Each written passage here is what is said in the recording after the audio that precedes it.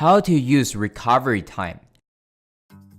Garmin running science not only collects your running data but also helps you evaluate your recovery time.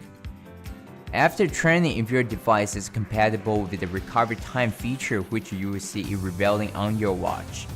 Recovery time includes 3 stages that are train easy or rest, easy ever recommended, and train as usual.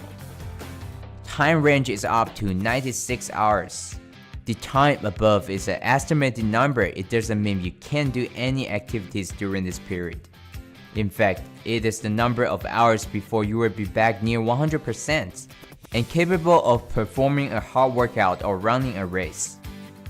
During your recovery time, instead of doing HIIT or other high-intensity training, you can do some easy effort like jogging or stretching. The purpose of recovery time is to give your body and mind a breather.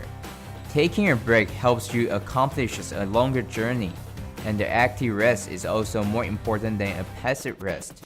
We will also recommend you to go for several runs with your watch in order for the device to accurately learn your overall fitness level.